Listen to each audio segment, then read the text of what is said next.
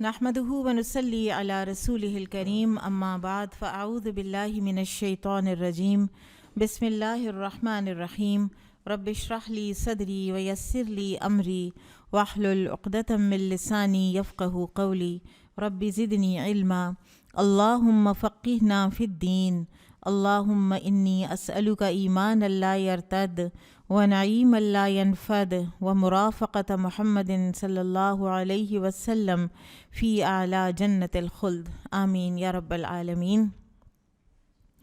ہم سب جانتے ہیں کہ اسلام میں صحابہ کا کردار کیا رہا ہے، اور صحابہ کے ساتھ ہی صحابیات کا بھی انتہائی اہم پیوٹل رول رہا ہے اسلام میں۔ بحیثیت صحابیات کے تشدد بھی برداشت کیا ہے، اعلانیہ اسلام کا اعلان بھی کیا ہے ایسے حالات میں کہ جہاں اسلام لانے کا مطلب یہ تھا کہ ہمارے گھر بار سے بھی ہمیں نکالا جا سکتا ہے اور ہماری اولاد کو بھی ہم سے الگ کیا جا سکتا ہے، اور پھر سٹینڈ لینا، ابو جہل جیسے غاصب اور ابو جہل جیسے فرعون وقت کے انسان کے سامنے سٹینڈ لینا، اور اتنا سٹینڈ لینا کہ جان سے ہی چلے جانا۔ سمیہ رضی اللہ تعالیٰ عنہ، پھر اسی طرح سے مختلف صحابیات، ام سلمہ رضی اللہ تعالیٰ عنہ جنہوں نے 1 سال تک تو اپنی بیٹے کی، اپنے بچے کی مکہ کے اندر رہتے ہوئے جدائی برداشت کی، اور پھر کسی کو ترس آیا تو انہوں نے کہا کہ اچھا ٹھیک ہے بچہ لو اور چلی جاؤ اپنے شوہر کے پاس مدینہ۔ اسی طرح بہت سی صحابیات نے حبشہ ہجرت کی اور وہاں پر پردیس میں وہ رہیں صرف اور صرف اپنا ایمان بچانے کے لیے۔ ان سب خواتین میں ایک جو نام ہے جو سب سے اہم، سب سے زیادہ سیلینٹ، سب سے زیادہ دین کے لیے کام کرنے والی، دین کے لیے قربانیاں دینے والی، جن کی خدمات ہیں دین اسلام کے لیے، اور وہ ہیں ام المومنین خدیجہ رضی اللہ تعالی عنہا۔ رسول اللہ صلی اللہ علیہ وسلم کی پہلی بیوی تھیں۔ آپ صلی اللہ علیہ وسلم نے ان کی حیات طیبہ کے دوران کسی اور خاتون سے نکاح نہیں کیا، تو ان کے ہم حالات کے بارے میں پڑھتے ہیں انشاءاللہ۔ سیدہ خدیجہ کا نام خدیجہ، کنیت ام ہند اور لقب طاہرہ تھا، اور یہ طاہرہ کا لقب آپ کو بعض نے تو یہ لکھا ہے کہ دور جاہلیت سے ہی دے دیا گیا تھا۔ آپ کا سلسلہ نسب ہے خدیجہ بنت خویلد بن اسد بن عبد العزیٰ بن قصی پر پہنچ کر آپ کا خاندان رسول اللہ صلی اللہ علیہ وسلم کے خاندان کے ساتھ مل جاتا ہے۔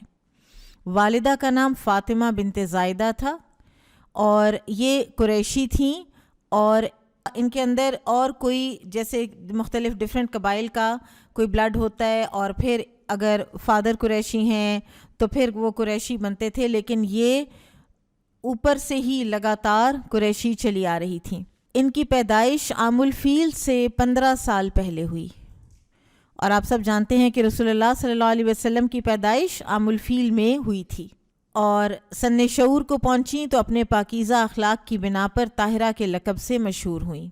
ان کے جو 2 بھائی ہیں جن کا زیادہ ہمیں ذکر ملتا ہے وہ ہیں حزام بن خویلد اور عوام بن خویلد، اور حزام بن خویلد کے بیٹے ہیں حکیم بن حزام، جو ان کے بھتیجے تھے سیدہ خدیجہ رضی اللہ عنہا کے، اور یہ وہ ہیں کہ جو شیب ابی طالب کے دوران کچھ نہ کچھ گیہوں، کچھ نہ کچھ غلہ بھیجا کرتے تھے، اور اس پر بھی ابو جہل کو اعتراض ہوتا تھا۔ تو پھر کفار ہی میں سے ایک شخص تھا ابو البختری، جس نے کہا تھا کہ ایک شخص اپنے پھپھی کو اگر کوئی چیز بھیج رہا ہے تو تمہیں اس سے کیا مسئلہ ہے، تو تم لے کے جانے دو، اتنا کون سا یہ بڑا کوئی وہ بھیج رہا ہے کوئی غلے کا کاروان۔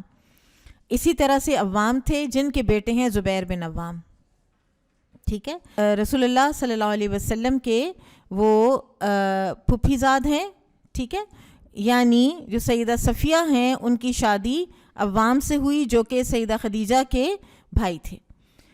تو اس طرح کچھ ذرا رشتوں کا بھی ہمیں بہتر پتہ چلتا ہے۔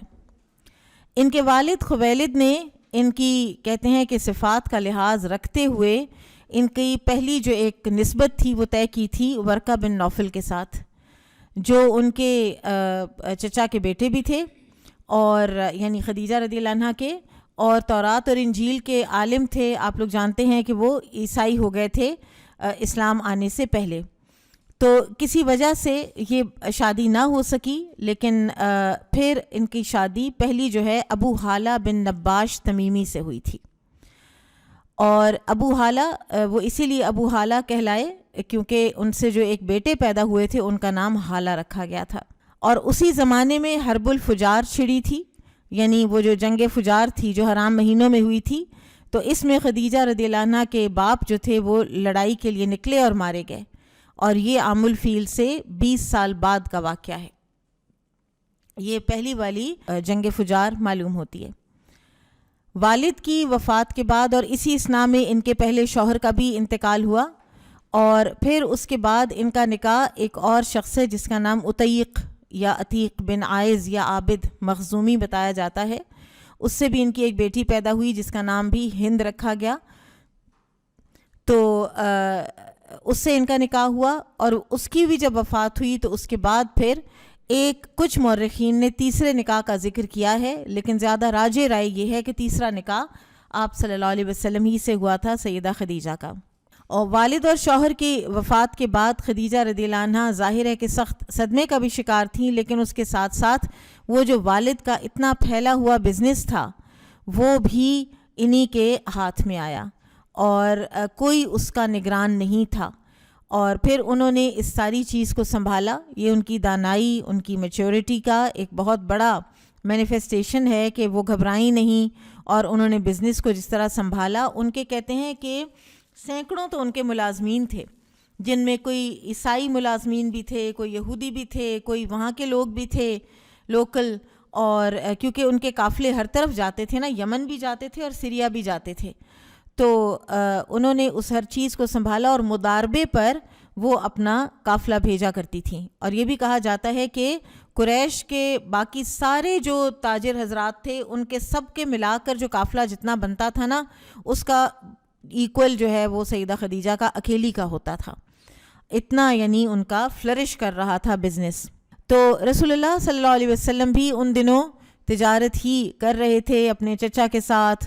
کچھ آپ صلی اللہ علیہ وسلم نے یہ سلسلہ شروع کیا تھا، اور غالباً یہ کہا جاتا ہے کہ سیدہ خدیجہ رضی اللہ عنہ نے رسول اللہ صلی اللہ علیہ وسلم کی امانت داری اور صدق اور سچائی کا آپ نے اندازہ لگا لیا تھا. آپ کو ظاہر بھنک بھی پڑ چکی ہوئی تھی، تو انہوں نے پیغام بھجوایا کہ آپ میرا مال لے کر جائیں، اور میں آپ کو اس سے زیادہ اماؤنٹ دوں گی جتنا میں باقیوں کو دیتی ہوں یا جتنا آپ ارن کر رہے ہیں. اسی طرح ایک اور روایت میں آتا ہے کہ ابو طالب نے رسول اللہ صلی اللہ علیہ وسلم سے کہا تھا کہ تمہیں خدیجہ سے جا کر ملنا چاہیے کہ تم مال لے جاؤ ان کا سریا. میرے پاس تو پیسے نہیں ہیں، ورنہ میں خود تمہیں سرمایہ مہیا کر دیتا، لیکن تم اب اپنی قسمت آزمائی کرو خدیجہ رضی اللہ عنہ کے مال کے ذریعے سے. واللہ عالم کہ دونوں میں سے ہو سکتا ہے آگے پیچھے دونوں روایات ہی درست ہوں. بہرحال سیدہ خدیجہ رضی اللہ تعالی عنہ نے رسول اللہ صلی اللہ علیہ وسلم کو یہ آفر کی، جسے آپ صلی اللہ علیہ وسلم نے قبول فرمایا، اور خدیجہ رضی اللہ عنہ کا مال لے کر، اور ایک بڑا ہی ٹرسٹ وردی کانفیڈنٹ غلام تھا سیدہ خدیجہ کا میسرہ کے نام سے، اس کو انہوں نے ساتھ کیا. اور بصرہ، یہ وہ بصرہ نہیں ہے وہ جو بعد میں عمر رضی اللہ عنہ نے آباد کیا ہے، یہ بصرہ ہے، شام کے پاس یہ شہر ہے. اور وہاں پر آپ صلی اللہ علیہ وسلم تشریف لے گئے. اس وقت شام جو ہے وہ رومن کیتھولک کرسچینٹی کا گڑھ تھا، اور وہاں پر یعنی بہت فلرش کرتی تھی تجارت، اور بڑا ہی وہ ایک خوشحال وہ علاقہ تھا. اور سیریا میں قافلے لے کر جانا اور وہاں پہ جا کے تجارت کرنا ایک بہت بڑی بات ہوتی تھی. تو سیدہ خدیجہ رضی اللہ عنہ کا جو مال ہے وہ اس سال کئی زیادہ گنا نفع بخش ہوا، اور انہوں نے رسول اللہ صلی اللہ علیہ وسلم کو بھی آپ کا جائز جو منافع تھا اس سے بڑھ کر دیا. پھر خدیجہ رضی اللہ تعالیٰ عنہ کی جو ظاہر ہے دولت بھی تھی، اور آپ کا اخلاق انتہائی شریفانہ تھا، تو قریش کا ہر جو ایک ایلیٹ انسان تھا نا، کوئی سرداران قریش میں سے، وہ اس بات کا خواہش مند تھا کہ ان کی خدیجہ رضی اللہ عنہ کے ساتھ نکاح ہو جائے. لیکن خدیجہ رضی اللہ عنہ اب آفرز کو ٹھکرا چکی ہوئی تھیں. پھر یہ ہوا کہ جب رسول اللہ صلی اللہ علیہ وسلم مال تجارت لے کر شام سے آئے، تو کوئی ذہن خدیجہ رضی اللہ عنہ کا اس سے پہلے واللہ عالم کہ کیسے بنا ہے آپ کی امانت داری دیانت داری کو دیکھ کر بھی. اور بعض لوگوں نے یہ بھی لکھا ہے کہ آپ سیدہ خدیجہ، کیونکہ ظاہر ہے وہ ایک بہت ہی ایک دانا اور میچور ایک ہستی تھیں، اور مکہ میں جو کوئی کاہنہ عورتیں اور اس طرح کے جو ہوتے تھے تو ان کے پاس بیٹھ کے تو یہ ان کی ڈسکشنز بھی ہوتی تھیں. تو بعض روایات یہاں پہ آتی ہیں کہ جن کی ہمیں اوتھینٹسٹی اتنا ایز ارلی ایز پری اسلام تو ہم اس کو اس طرح تو نہیں کہہ سکتے کہ وہ واقعی ہوا ہے یا نہیں، لیکن ان کے ذہن کو بنانے میں کہ نبی صلی اللہ علیہ وسلم کے ساتھ نکاح کیا جائے، کچھ روایات آتی ہیں کہ کسی نے کہا ہے کہ کوئی نبی آنے والے ہیں، یہاں پر مبعوث ہونے والے ہیں، ان کا آنے کا وقت آ چکا ہے. تو انہوں نے اپنی ایک سہیلی نفیسہ، ان کا نفیسہ بھی پروننسیشن آتی ہے اور نفیسہ بھی آتی ہے، اور یہ نفیسہ بنت امیہ ہیں جو ایک صحابی ہیں یعلا بن امیہ. اگر آپ کو یاد ہو تو یہ وہ صحابی ہیں کہ جنگ موطا سے جو ساری خبر ہے نا جنگ موطا کی وہ لے کر آئے تھے، اور جن کو نبی صلی اللہ علیہ وسلم نے فرمایا تھا کہ تم بتاؤ گے یا میں تمہیں بتاؤں وہاں کیا ہوا ہے. تو انہوں نے کہا تھا کہ یا رسول اللہ پہلے آپ ہی بتائیے، اور آپ صلی اللہ علیہ وسلم نے ساری بات اس طرح بتائی جو وہاں پہ میدان جنگ میں ہوئی تھی. ان یعلا بن امیہ کی یہ بہن تھیں نفیسہ جو تھی نا، تو وہ پیغام لے کر آئیں، ان کو سیدہ خدیجہ نے بھیجا پیغام نکاح دے کر. تو آپ صلی اللہ علیہ وسلم نے اپنے چچا کے ابو طالب کے مشورے سے یہ پیغام نکاح قبول کر لیا اور شادی کی تاریخ مقرر ہوگی. اب اس دوران آپ سب جانتے ہیں بات ہو چکی کہ خدیجہ رضی اللہ عنہ کے والد چاہے جنگ فجار میں چاہے کسی بیماری میں بہرحال وہ وفات پا چکے تھے. ان کے چچا عمرو بن اسد زندہ تھے، اور عرب میں عورتوں کو یہ آزادی حاصل تھی کہ شادی بیاہ کے متعلق وہ خود اپنی گفتگو کر سکتی تھیں، اور خاص طور پر وہ خاتون کے جن کی اس سے پہلے نکاح متعدد ہو بھی چکے ہوں. تو بہرحال جو بھی تاریخ مقرر کی گئی اس پر ابو طالب اور خاندان کے تمام بڑے رؤساء جو تھے، جن میں حمزہ رضی اللہ عنہ بھی شامل تھے، یہ سب خدیجہ رضی اللہ عنہ کے مکان پر آئے، اور خدیجہ رضی اللہ عنہ کے بھی خاندان کے بزرگ موجود تھے، اور ابو طالب نے خطبہ نکاح پڑھا. اور بعض تاریخ کی کتابوں میں وہ جو خطبہ نکاح ہے وہ بھی موجود ہے، لکھا ہوا ہے. تو ان کے چچا عمرو بن اسد کے مشورے سے 500 سونے کے درہم مہر قرار پایا، اور خدیجہ رضی اللہ تعالی عنہ نبی صلی اللہ علیہ وسلم کے عقد نکاح میں آ گئیں. اور اس وقت سب سے زیادہ جو راجے رائے ہے اس کے مطابق رسول اللہ صلی اللہ علیہ وسلم کی عمر مبارک 25 سال تھی، اس میں کسی کو اختلاف نہیں ہے. خدیجہ رضی اللہ تعالی عنہ کی عمر 40 سال تھی، اور یہی سب سے راجے ہے. البتہ ایک اور روایت ہے جو کہ صحیح کے درجے کو نہیں پہنچتی، جس میں آپ رضی اللہ تعالیٰ عنہ کی عمر مبارک 28 سال بھی درج ہے. بہرحال یہ بعثت نبوی سے 15 سال پہلے کا واقعہ ہے. 15 سال کے بعد رسول اللہ صلی اللہ علیہ وسلم نبی بنتے ہیں، شادی کے 15 سال بعد. اور اس دوران میں اللہ تعالیٰ نے رسول اللہ صلی اللہ علیہ وسلم کو سیدہ خدیجہ کے بطن سے اولاد عطا فرمائی، جن میں بیٹیاں سیدہ زینب، رقیہ، ام کلثوم تھیں. فاطمہ رضی اللہ عنہ نبوت کے بعد پیدا ہوئی ہیں، اور جو بیٹے ہیں قاسم اور عبداللہ، یہ دونوں بھی ان کے بارے میں آتا ہے کہ یہ بھی نبوت کے بعد پیدا ہوئے ہیں، اس لیے کہ جب ان کا انتقال ہوتا تھا تو وہ ابو جہل اور وہ سارا جو ایک طبقہ تھا مستہزئین کا وہ خوش ہوتے تھے اور مذاق اڑاتے تھے. تو اس سے ہمیں پتہ چلتا ہے کہ یہ بعد از نبوت یہ بچے جو ہے یہ پیدا ہوئے. پھر ایک اور بات کہ ہر بچے میں بس ایک سال کا ایج ڈفرینس ہے، ہر بچے میں ایک سال کا ایج ڈفرینس مورخین نے بتایا ہے. پھر سیدہ عائشہ رضی اللہ تعالیٰ عنہ کی جو ایک روایت ہے جس سے ہمیں پتہ چلتا ہے کہ رسول اللہ صلی اللہ علیہ وسلم پر وحی کی ابتدا کیسے ہوئی. وہ فرماتی ہیں کہ آپ صلی اللہ علیہ وسلم پر وحی کی ابتدا سچے خوابوں سے ہوئی. آپ جو کچھ خواب میں دیکھتے وہ سپیدہ صبح کی طرح نمودار ہو جاتا تھا. اس کے بعد آپ خلوت گزین ہو گئے، یعنی آپ کو تنہائی پسند آنے لگ گئی. چنانچہ کھانے پینے کا سامان لے کر غار حرا تشریف لے جاتے اور وہاں عبادت کرتے. جب سامان ختم ہو جاتا تو پھر خدیجہ رضی اللہ عنہ کے پاس تشریف لاتے اور پھر واپس جا کر اپنی وہ ساری جو ایک غور و فکر تھا اس میں مصروف ہو جاتے. یہاں تک کہ ایک دن فرشتہ نظر آیا کہ آپ سے کہہ رہا ہے کہ اقرا پڑھیے، تو آپ نے فرمایا میں پڑھا لکھا نہیں. اس نے زور سے دبایا. پھر نبی صلی اللہ علیہ وسلم فرماتے ہیں کہ پھر اس نے مجھ کو چھوڑ دیا اور کہا کہ پڑھ، تو میں نے پھر کہا کہ میں پڑھا لکھا نہیں. اس نے دوبارہ زور سے دبایا اور چھوڑ دیا اور کہا کہ پڑھ۔ میں نے پھر کہا کہ میں پڑھا لکھا نہیں۔ اسی طرح تیسری بار دبا کر کہا کہ پڑھ اس خدا کے نام سے جس نے کائنات کو پیدا کیا، اس اللہ کے نام سے جس نے کائنات کو پیدا کیا۔ اقرأ بسم ربک الذی خلق، خلق الانسان من علق، اقرأ وربک الاکرم، کہ وہ رب جس نے آدمی کو گوشت کے لوتھڑے سے پیدا کیا، پڑھ تیرا رب کریم ہے۔ رسول اللہ صلی اللہ علیہ وسلم گھر تشریف لائے تو آپ کے اوپر اللہ تعالیٰ کا جلال طاری ہو چکا تھا، اور آپ کی یہ جو جگہ ہے نا، یہ جو کندھوں اور ادھر گردن کے درمیان جو یہ جگہ ہوتی ہے نا، اس کے بارے میں آتا ہے کہ یہ کانپ رہی تھی۔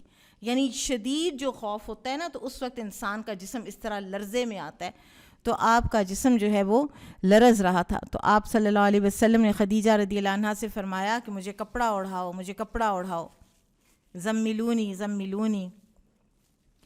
تو لوگوں نے کپڑا اڑھایا، تو کچھ دیر کے بعد جب آپ کی ہیبت کم ہوئی تو آپ صلی اللہ علیہ وسلم نے خدیجہ رضی اللہ عنہا سے تمام واقعہ بیان کیا اور کہا کہ مجھے ڈر ہے۔ تو خدیجہ رضی اللہ عنہا نے کہا کہ آپ بالکل پریشان نہ ہوں، اللہ آپ کو کبھی تنہا نہیں چھوڑے گا، کیونکہ آپ صلہ رحمی کرتے ہیں، بے کسوں اور فقیروں کے معاون رہتے ہیں، مہمان نوازی اور مصائب میں حق کی حمایت کرتے ہیں۔ آپ یہ تسلی کے الفاظ بھی دیکھیں تو ایسا معلوم ہوتا ہے کہ سیدہ خدیجہ رضی اللہ عنہا اس سے پہلے نبی صلی اللہ علیہ وسلم کی جو شخصیت ہے یا شخصیت کے اندر آنے والی جو چینجز ہیں، جو آپ کی ساری میڈیٹیشن، تنہائی پسندی، ان کو کسی چیز کی بہت زیادہ حیرانی نہیں ہوئی۔ یہ چیز جو ہے، یہ فیکٹ ہے کہ وہ بڑی کام اور کلیکٹڈ رہی ہیں، اور نبی صلی اللہ علیہ وسلم کے جو اوصاف ہیں، جو کیریکٹر اسٹرینتھس ہیں، وہ انہوں نے ان کو بیان کر کے کہا ہے کہ اس طرح کا بندہ ضائع تو ہوتا نہیں ہے۔ لہٰذا آپ یہ فکر تو چھوڑ دیں کہ آپ نے نعوذ باللہ کوئی آپ نے ہیلوسینیٹ نہیں کیا، آپ کو کوئی شکوک و شبہات نہیں ہوئے، آپ نے جو دیکھا ہے آپ نے بالکل ٹھیک دیکھا ہے۔ اس کردار والے بندے کو اللہ تعالیٰ ضائع نہیں کرتے، پہلی بات۔ اور پھر یہ ہے کہ وہ دوسرا جو انہوں نے اسٹیپ لیا وہ تھا کہ فوراً ان کو ورقہ بن نوفل کے پاس لے کر گئی ہیں، جو انجیل کے عالم ہیں۔ اب آپ دیکھیں کہ عرب میں وہاں پر کاہنہ عورتیں بھی تھیں، کاہن مرد بھی تھے، کسی کے پاس بھی لے جایا جا سکتا تھا نا، یا ابو طالب کے پاس یا کوئی، ان کو پتہ تھا کہ یہ کہاں جانا ہے۔ اس میں یہ بعض جو سیرت نگار ہیں وہ یہ بات لکھتے ہیں کہ کوئی انکلنگ، کوئی ایک دل کے اندر ایک کوئی چیز تھی خدیجہ رضی اللہ عنہا کے کہ جس کی وجہ سے وہ سیدھی ان کو کہیں اور لے جانے کی بجائے انجیل کے عالم کے پاس لے کر گئی ہیں، ورقہ بن نوفل کے پاس لے کر گئی ہیں۔ تو وہ اس زمانے میں نصرانی ہو چکے ہوئے تھے، وہ پیدا نہیں ہوئے تھے نصرانی، انہوں نے نصرانیت اختیار کی تھی۔ ورقہ ان 4 میں سے ہیں کہ جو دور جاہلیت ہی میں بت پرستی سے بالکل بیزار ہو چکے ہوئے تھے۔ عبرانی زبان بھی وہ جانتے تھے اور عبرانی زبان میں انجیل لکھا کرتے تھے، اور عمر اب بہت بڑھ چکی ہوئی تھی، بوڑھے اور نابینا ہو چکے تھے۔ تو خدیجہ رضی اللہ عنہا نے کہا کہ آپ اپنے بھتیجے کی بات سنیں۔ تو بولے بھتیجے تم نے کیا دیکھا ہے؟ تو رسول اللہ صلی اللہ علیہ وسلم نے واقعے کی کیفیت بیان کی۔ تو ورقہ نے کہا کہ یہ تو وہی ناموس ہے جو موسیٰ علیہ السلام پر اترا تھا، کاش مجھ میں اس وقت قوت ہوتی اور میں زندہ رہتا جب آپ کی قوم آپ کو شہر بدر کرے گی۔ تو رسول اللہ صلی اللہ علیہ وسلم اس وقت کیا کہلاتے تھے؟ الصادق الامین۔ اور وہ جو حجر اسود کا واقعہ ہے اس میں یہ تو محمد آ گئے ہیں، ہم تو ان پہ خوش ہیں، یہی فیصلہ کر دیں۔ تو آپ صلی اللہ علیہ وسلم کے لیے تو یہ بہت ہی ایک شاکنگ بات تھی نا کہ یہ لوگ مجھے نکال دیں گے، اتنی محبت کرنے والے، اتنا ٹرسٹ کرنے والے۔ تو ورقہ نے کہا کہ ہاں، جو کچھ آپ پر نازل ہوا ہے، جب بھی کسی پر نازل ہوتا ہے تو دنیا اس کی دشمن ہو جاتی ہے، اور اگر میں اس وقت تک زندہ رہا تو تمہاری وزنی مدد کروں گا۔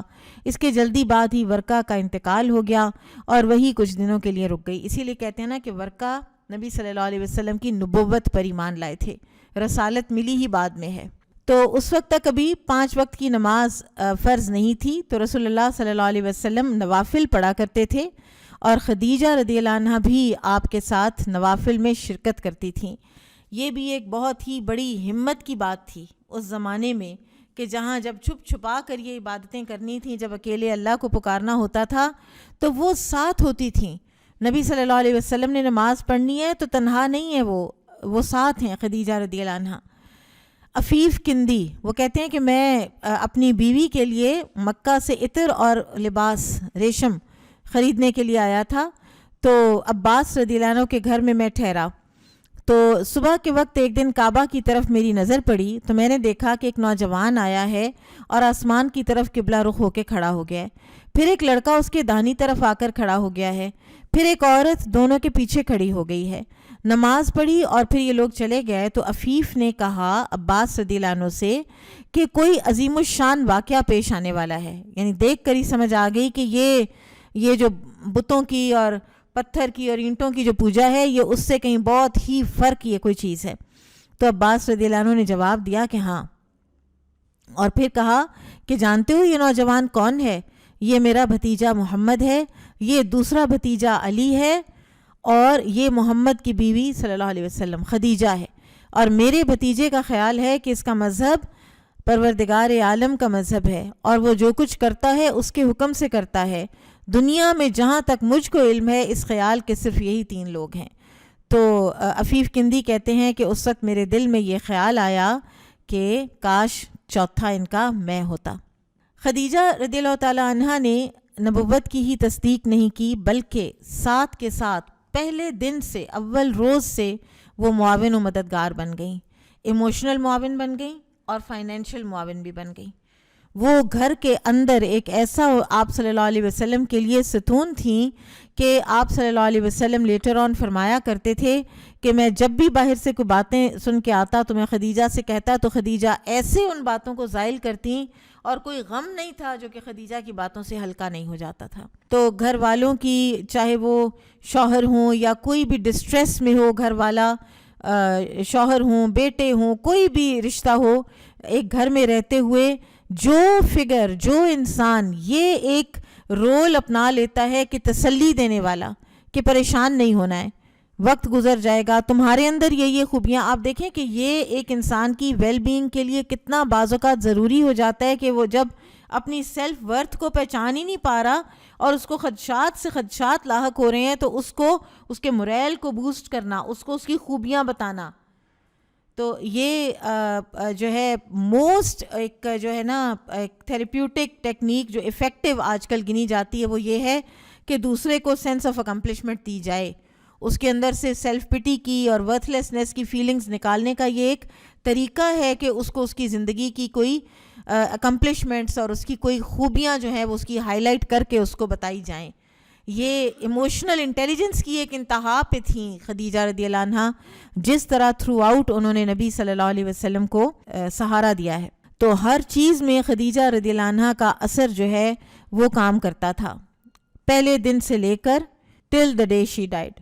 ایک جگہ پہ آپ صلی اللہ علیہ وسلم کا یہ بھی آتا ہے ایک روایت میں کہ آپ فرماتے تھے کہ جو کچھ صدمہ بھی ہوتا وہ خدیجہ کے پاس آ کر دور ہو جاتا تھا، کیونکہ وہ آپ صلی اللہ علیہ وسلم کی باتوں کی تصدیق کرتی تھیں اور مشرکین کے معاملے کو آپ کے سامنے ہلکا کر کے پیش کرتی تھیں۔ یہ کتنا ضروری ہے کہ ایک انسان کو باہر اتنا تنگ کیا جا رہا ہے اور اتنا زیادہ اس کے اوپر دشمنوں کا ایک حملہ ہے، اس کو کہنا کہ اتنی کوئی بڑی بات نہیں ہے۔ وہ مشرکین کے معاملے کو ہلکا کر کے پیش کرتی تھیں۔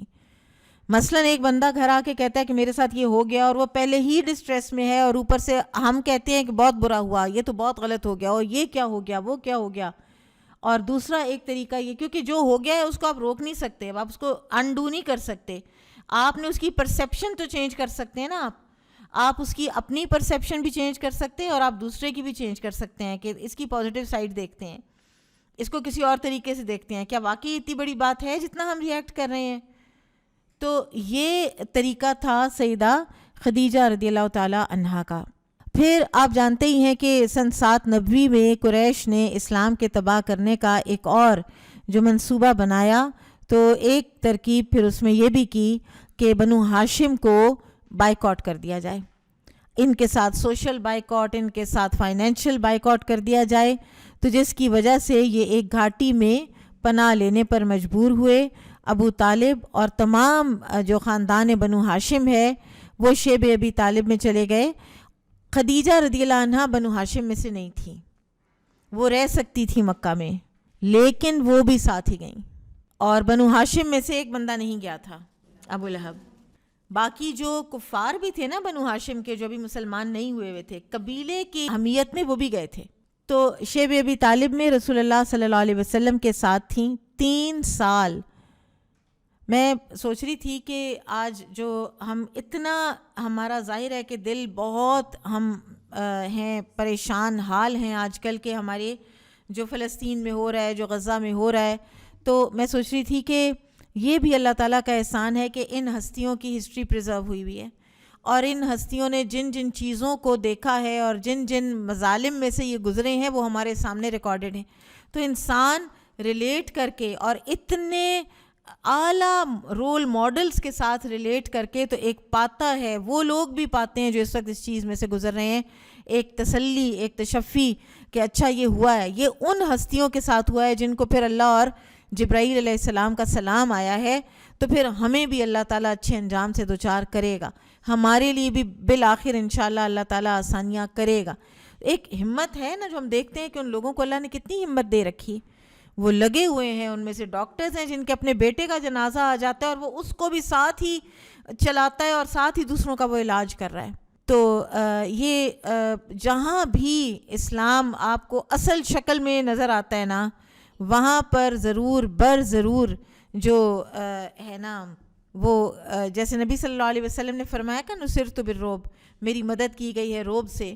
تو ایک وہ بزدل کا یہ بھی طریقہ ہوتا ہے نا کہ وہ رعب جو ہے اس کی وجہ سے بجائے اس کے کہ اس کو ذرا تھوڑا سٹڈی کرو، دیکھو کہ یہ کہہ کیا رہے ہیں، کیونکہ ہم نے ماننا نہیں ہے تو لہٰذا ان کو پہلے ہی کمزوروں کو ہی کچل ڈالو، کہ تاکہ اس سے بڑھ کر اگر یہ بڑھے، اگر ابھی ہمارے اوپر اتنا روب ہے ان کا، تو اگر یہ ذرا اٹھ کھڑے ہوئے تو پھر کیا کریں گے یہ ہمارے ساتھ. تو بہرحال 3 سال خدیجہ رضی اللہ تعالیٰ عنہا رہی ہیں اور نبی صلی اللہ علیہ وسلم کے ساتھ. اور اس زمانے میں حکیم بن حزام نے کوئی کوشش کی کچھ غلہ بھیجنے کی، پہنچ بھی جاتا تھا، کبھی نہ کبھی کوئی نہ کوئی غلہ پہنچ جاتا تھا، اور لیکن ابو جہل کا تو اس پر بھی دل نہیں ہوتا تھا. شیب ابی طالب سے نکلنے کے بعد آپ کی صحت بہت کمزور ہو چکی ہوئی تھی، اور اس وقت تقریباً آپ کی عمر مبارک جو ہے وہ 64 سال 6 ماہ کی ہو چکی تھی. اور وہاں پر انہوں نے پتے بھی کھائے ہیں، درختوں کے پتے بھی کھائے ہیں. اور آپ دیکھیں کہ وہاں پہ ایسا کوئی درخت بھی نہیں ہوتا نا، وہاں تو یہ شرابز اور بوٹیاں اور کانٹے دار کوئی درخت ہیں مکہ میں، مدینہ میں تو پھر کھجوریں اور اس طرح کے درخت ہیں نا. تو وہاں پر سے نکلنے کے بعد رمضان سن 10 نبوی میں ہجرت سے 3 سال قبل سیدہ خدیجہ رضی اللہ تعالیٰ عنہ کا انتقال ہوا. اور اسی کے لگ بھگ بعض لوگوں نے لکھا ہے کہ 3 دن کے وقفے سے، بعض لوگوں نے کچھ اور ذرا زیادہ دن کے وقفے سے لکھا ہے ابو طالب کا بھی انتقال ہوا ہے. اور اسی لیے اس سال کو آپ صلی اللہ علیہ وسلم نے عام الحزن قرار دیا تھا، غم کا سال. اور وہ ہستی جو اسمائل کرتی ہی رہتی تھی، ان کے چہرے مبارک پر کتنا عرصہ اسمائل نہیں نظر آئی تھی. اور نماز جنازہ سیدہ خدیجہ رضی اللہ عنہ کی نہیں پڑھی گئی تھی، کیونکہ اس وقت تک یہ مشروع ہی نہیں ہوئی تھی، نبی صلی اللہ علیہ وسلم کو اس کے حوالے سے کوئی ہدایات آئی نہیں تھی. تو پھر ان کو ہجون کے مقام پر دفن کر دیا گیا تھا. سیدہ خدیجہ اور ابو طالب کے بعد کا جو زمانہ ہے، جو 3 سال ہیں، وہ پھر پہلے والے 7 سالوں سے بھی زیادہ سخت ہیں، کیونکہ گھر کی پروٹیکشن بھی ختم اور جو باہر ابو طالب کی پروٹیکشن تھی وہ بھی ختم. میں کئی دفعہ سوچتی ہوں کہ تو چھوٹی چھوٹی سی بیٹیاں ایک بندے کے گھر میں ہیں، اور وہ ایک سہم، اور پھر ماں کا بھی چلے جانا. اور اس سے پہلے آپ دیکھیے کہ یہ جو سیدہ فاطمہ رضی اللہ عنہ ہے نا، یہ کس کس چیز میں سے گزری ہیں نا. سیدہ رقیہ اور عثمان رضی اللہ عنہ اس زمانے میں جا چکے ہیں، وہ حبشہ میں ہیں. اور سیدہ زینب رضی اللہ عنہ بہرحال she is in her husband's house and she is happily married, وہ کرتی رہی ہیں. ان 2 بڑی بیٹی اور چھوٹی بیٹی کا زیادہ ذکر ہمیں ملتا ہے کہ جب بھی کوئی پرسیکیوشن ہوئی تو جو بھاگ کر کوئی جاتی تھیں تو کبھی زینب رضی اللہ عنہ کا ذکر ملتا ہے اور ساتھ ہی فاطمہ رضی اللہ عنہ کا ملتا ہے. ام کلثوم رضی اللہ عنہ کا اتنا ملتا نہیں ہے، اور رقیہ رضی اللہ عنہ تو سین میں تھی ہی نہیں نا، وہ تو حبشہ چلی گئیں. یعنی جب وہ چلی گئی ہیں تو ان کا پھر اپنی والدہ سے دوبارہ ملاقات نہیں ہوئی ہے. تو فاطمہ رضی اللہ عنہ بھی جس چیز میں سے گزری ہیں تھرو آؤٹ، اور جو سہم اور جو اپنے والد کے ساتھ ہوتے ہوئے سلوک جو ان بیٹیوں نے، ان بہنوں نے دیکھے ہیں، وہ بھی ایک بیان سے باہر ہیں۔ ہم لوگ بس یہ پڑھ لیتے ہیں، اور واقعی سیرت نگاروں کا، ان کا تو ظاہر ہے کام یہ ہے کہ انہوں نے لکھ دینا جو ریکارڈڈ فیکٹس ہیں، جو ملے ہیں، جو ان کے فضائل کے بارے میں احادیث ہیں، ہم دیکھیں گے ابھی، تو وہ بھی ظاہر ہے کہ ہم ان کو پڑھ لیتے ہیں۔ لیکن اس چیز کے اندر گھس جانا اور اس کی سمجھ کرنا، ان حالات کی اور ان پراشوب ان لمحوں کی۔ اچھا، یہاں پر اب دیکھیے کہ دشمن مار رہے ہیں نا، فلسطین میں جو کچھ ہو رہا ہے وہ بہت بہت غمزدہ کرنے والی بات ہے۔ دشمن مار رہے، وہاں پر اپنے بھائی بند تھے، یہ کتنا بڑا ایک بات ہے۔ جیسے وہ انہوں نے کہا تھا ابو بکر رضی اللہ عنہ نے کہ تقتلون رجلا ان یقول ربی اللہ، کیا تم ایک آدمی کو صرف اس لیے قتل کرتے ہو کہ یہ کہتا ہے میرا رب اللہ ہے؟ تمہارا وہ بھائی بند ہے، تمہارا وہ بھتیجا۔ آپ سوچئے کہ ابو لہب کو کتنی ہی خوشی ہوئی تھی نبی صلی اللہ علیہ وسلم کی پیدائش کی، کہ اس کو جب خبر ملی تو اس نے ایک لونڈی آزاد کی تھی، خبر لانے والے کو آزاد کیا تھا، یعنی اتنی محبت کرتا تھا وہ۔ لیکن جب اتنی محبت کرنے والے جان کے اتنے برے دشمن بن جائیں تو it is much more painful. تو جن چیزوں میں سے یہ لوگ گزرے ہیں وہ اتنی پینفل تھیں کہ اللہ تعالیٰ نے پھر ان کو جب ایکنالج کیا تو ان کو سلام بھی کہے، اور جبرائیل علیہ السلام نے بھی کہا۔ خدیجہ رضی اللہ عنہ کے ہاں اولاد تھی، ان کے نبی صلی اللہ علیہ وسلم کے علاوہ جو آپ کے شوہر ہیں ابو حالہ پہلے والے، تو اس سے 2 لڑکے پیدا ہوئے تھے، ایک کا نام حالہ اور ایک کا نام ہند تھا۔ یہ جو ہند ہے نا، ان کا پتہ چلتا ہے کہ یہ مسلمان ہوئے تھے اور یہ صحابی بھی بنے تھے، اور ایک روایت جو نبی صلی اللہ علیہ وسلم کے حلیہ مبارک کی ہے نا، وہ ان سے بھی روایت ملتی ہے۔ پھر ان کے دوسرے شوہر عتیق یا عتیق، اس سے ایک لڑکی پیدا ہوئی اور اس کا نام بھی ہند تھا۔ بعض جو کنٹمپریری اسکالرز ہیں وہ یہ کہتے ہیں کہ ہند نام عرب رکھا کرتے تھے، کیونکہ ہندوستان جو ہے نا اس سے ان کو ایک بڑی وہ تھی، کیونکہ ہندوستان کے ایگزوٹک یہاں کے لباس اور یہاں کے زیورات اور یہاں کے مسالے اور یہاں کی خوشبوئیں، تو ان کو یہ بحیرہ ہند سے تجارت تو چلتی تھی، تو ان کے نا ذہن میں ایک تھا ہند کا، تو یہ ہند نام رکھا کرتے تھے، واللہ عالم۔ تو پھر رسول اللہ صلی اللہ علیہ وسلم سے 6 اولادیں ہوئیں، 2 صاحبزادے جو بچپن میں انتقال کر گئے اور 4 صاحبزادیاں تھیں جن کا ذکر ہو چکا ہے۔ خدیجہ رضی اللہ تعالیٰ عنہ اپنی اولاد کو بہت چاہتی تھیں، اور چونکہ دنیا نے بھی ساتھ دیا تھا، صاحب ثروت تھیں، اس لیے ایک لونڈی سلمہ کو بچوں کی پرورش پر مقرر کیا ہوا تھا، وہ ان کو کھلاتی تھی اور دودھ پلاتی تھی۔ ازواج مطہرات میں خدیجہ رضی اللہ عنہ کو بعض خصوصیات حاصل ہیں۔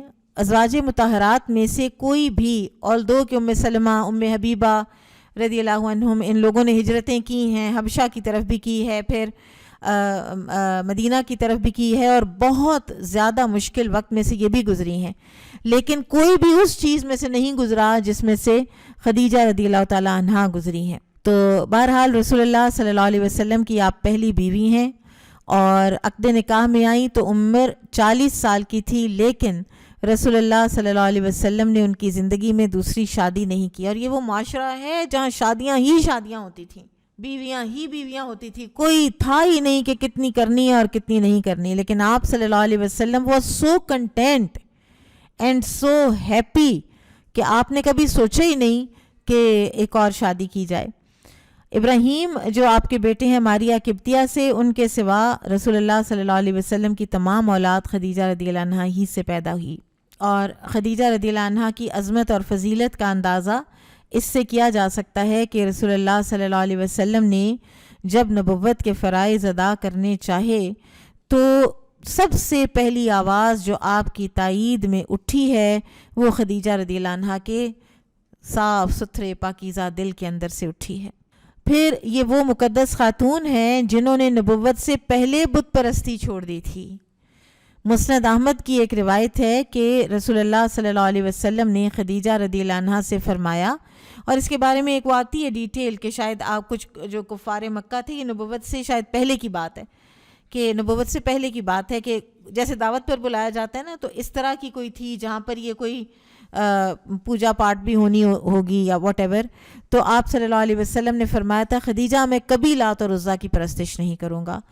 تو خدیجہ رضی اللہ تعالیٰ عنہ نے جواب میں فرمایا لات کو جانے دیجئے، عزیٰ کو جانے دیجئے، یعنی ان کا ذکر تک نہ کیجئے. یعنی آپ بالکل ٹھیک کہہ رہے ہیں، ہم نہیں کریں گے.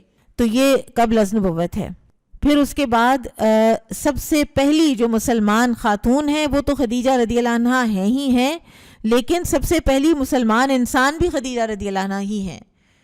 ایک وہ تخصیص بھی کی جاتی ہے نا کہ مردوں میں ابو بکر، عورتوں میں خدیجہ، بچوں میں علی اور غلاموں میں زید بن حارثہ. لیکن اگر ان چاروں کو کلیکٹیولی بھی دیکھا جائے تو پھر بھی ٹاپ پر خدیجہ رضی اللہ عنہ ہی ہیں. ابن ہشام نے لکھا ہے کہ وہ اسلام کے متعلق رسول اللہ صلی اللہ علیہ وسلم کی مشیر تھیں.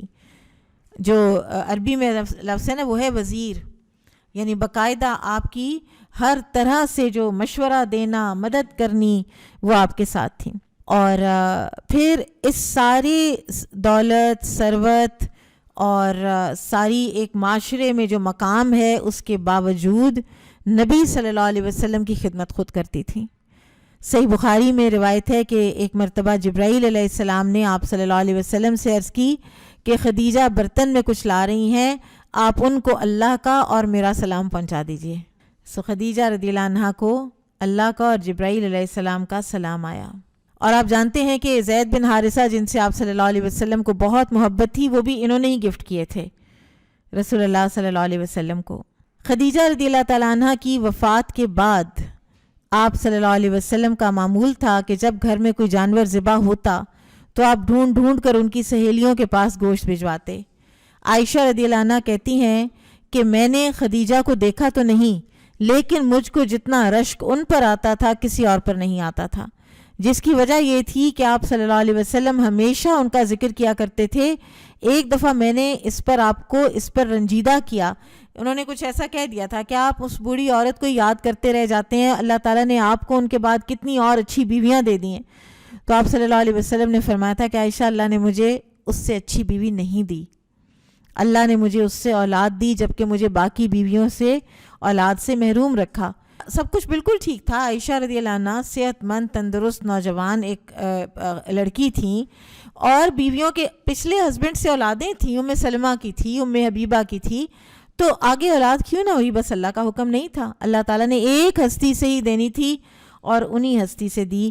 اور پھر آپ صلی اللہ علیہ وسلم نے یہ بھی فرمایا کہ انی رزقت حبہا، مجھے ان کی جو ہے نا محبت، وہ مجھے اس کا رزق دیا گیا ہے، یعنی میرے دل میں ہے ان کی محبت ڈال دی گئی ہے.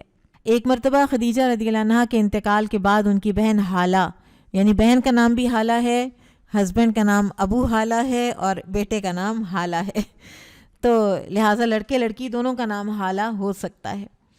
تو وہ رسول اللہ صلی اللہ علیہ وسلم سے ملنے آئیں اور استیزان کے قاعدے سے اندر آنے کی اجازت مانگی. تو ان کی آواز خدیجہ رضی اللہ عنہا سے ملتی جلتی تھی. تو آپ کے کانوں میں آواز پڑی تو آپ کو خدیجہ رضی اللہ عنہا یاد آ گئیں، اور آپ نے فرمایا اللہم حالہ، کہ اے اللہ حالہ ہوں گی. تو عائشہ رضی اللہ عنہا بھی موجود تھیں، تو ان کو رشک آ گیا، اور انہوں نے اس وقت پھر یہ بات فرمائی کہ آپ ایک بڑھیا کی یاد کرتے ہیں جو مر چکی ہیں، اور اللہ نے آپ کو ان سے اچھی بیویاں دی ہیں. تو پھر آپ صلی اللہ علیہ وسلم نے فرمایا تھا کہ ہرگز نہیں، جب لوگوں نے میری تکذیب کی تو خدیجہ نے میری تصدیق کی، جب لوگ کافر تھے تو اسلام لائیں، جب میرا کوئی مددگار نہ تھا تو انہوں نے میری مدد کی، اور میری اولاد انہی سے ہوئی. اسی طرح سے آپ صلی اللہ علیہ وسلم نے فرمایا کہ پورے عالم میں افضل ترین عورت مریم اور خدیجہ ہیں، مریم علیہ السلام اور خدیجہ رضی اللہ عنہا. پھر اسی طرح سے ایک اور حدیث میں آتا ہے کہ آپ صلی اللہ علیہ وسلم نے فرمایا کہ مردوں میں تو بہت سے کامل ہوئے ہیں، لیکن خواتین میں صرف 4 عورتیں کامل ہوئی ہیں، اور وہ کون ہیں؟ آسیہ بنت مزاحم یعنی فرعون کی بیوی، مریم بنت عمران، خدیجہ بنت خویلد، اور ایک روایت میں فاطمہ رضی اللہ تعالیٰ عنہ کا نام بھی ملتا ہے. اور پھر فرمایا کہ عائشہ کو تمام باقی خواتین عالم پر اس طرح سے فضیلت حاصل ہے جیسے سرید کو عام کھانوں پر. پھر ایک مرتبہ جبرائیل علیہ السلام رسول اللہ صلی اللہ علیہ وسلم کے پاس بیٹھے ہوئے تھے، تو خدیجہ رضی اللہ عنہا آئیں تو جبرائیل علیہ السلام نے فرمایا کہ ان کو جنت میں ایسے گھر کی خوشخبری سنا دیجئے جو موتی کا ہوگا اور جس میں شور و غل اور محنت و مشقت نہ ہوگی۔ اس میں کہتے ہیں کہ ایک عربی کا جو مقولہ ہے نا، الجزاء من جنس العمل، کہ جیسی آپ کی جزا ویسی ہوگی جیسا آپ کا عمل ہوگا، یعنی عمل کی جنس سے، ٹھیک ہے، what goes around comes around جس کو کہتے ہیں نا۔ تو کیونکہ خدیجہ رضی اللہ عنہا نے دنیا میں بہت شور سنا، بڑا پروپیگنڈا سنا، تضحیک آمیز، توہین آمیز باتیں سنی، اپنے بھائی بند، اپنے برادری کے لوگوں کی نبی صلی اللہ علیہ وسلم کے بارے میں، ظاہر ہے وہ بھی ڈسٹرب ہوتی ہوں گی، اور جس طرح انہوں نے اپنا سارا جو ہے اس کو ہمت اور حوصلے اور صبر جمیل کے ساتھ برداشت کیا، تو اب جنت میں کوئی اس طرح کے شور شرابے ان کو نہیں۔ ان کی جو محل ہے اس کی ایک خاص خوبی یہ ہے کہ اس طرح کی کوئی تکلیف دہ بات وہ نہیں سنیں گی۔ آپ دیکھیں کہ اللہ سبحانہ و تعالیٰ، ہم سمجھتے ہیں کہ اللہ تعالیٰ کو فرق نہیں پڑتا کہ ہم کوئی تکلیف دہ باتیں سن رہے ہیں تو ہم برداشت اگر کر رہے ہیں تو بس یہ ہم تک ہی رہ جاتی ہیں۔ اگر ہم ان کو صبر اور حوصلے سے برداشت کر لیتے ہیں تو اللہ تعالیٰ اس کو بہت ایکنالج کرتے ہیں کہ اس بندے نے میری خاطر کیا ہے نا اگر، تو پھر میں اس کو جنت میں ایسے موتی کا محل دوں گا کہ جہاں شور نہیں ہے۔ اس نے بہت شور سن لیے دنیا میں اور میری خاطر اس نے صبر کیا، تو اب اس کو میں شور نہیں سننے دوں گا۔ امنگ ادر مینی بلیسنگز، یہ بلیسنگ جو ہے اس کا ذکر ہے باقاعدہ۔ تو یہ علماء لکھتے ہیں کہ الجزاء من جنس العمل کی یہ ایک تعبیر ہے۔ فیمنزم یہ ہے، یہ جو خدیجہ رضی اللہ عنہا ہے نا، آپ کو فیمنسٹ بننا ہے نا تو یہ بنے۔ یہ کیا گھٹیا اور عجیب و غریب تماشے ہیں کہ میں نے کھانا نہیں گرم کرنا اور میں نے جراب نہیں دھونی اور میں نے یہ نہیں کرنا وہ نہیں کرنا، یہ کیا بات ہے؟ آپ کیا بس اتنا معیار ہے؟ آپ کی بس صرف اتنی سی بات پہ آپ کی بے عزتی ہو جاتی ہے؟ تو پھر you think so little of your own self کہ آپ کو بس صرف یہ آزادی چاہیے۔ آپ یہ لیں نا، آپ بنیں جیسی خدیجہ رضی اللہ عنہا تھی، اور پھر آگے انشاءاللہ جیسے جیسے آپ صحابیات کا پڑھتی جائیں گی تو پھر آپ دیکھیے گا کہ فیمنزم ہوتا کیا ہے اور کس فیمنزم کو اختیار کرنے سے دنیا اور آخرت دونوں کے درجے ملتے ہیں۔ بارک اللہ فیکم، سبحانک اللہم و بحمدک، اشہد ان لا الہ الا انت، استغفرک و اتوب الیک۔ السلام علیکم و رحمۃ اللہ وبرکاتہ۔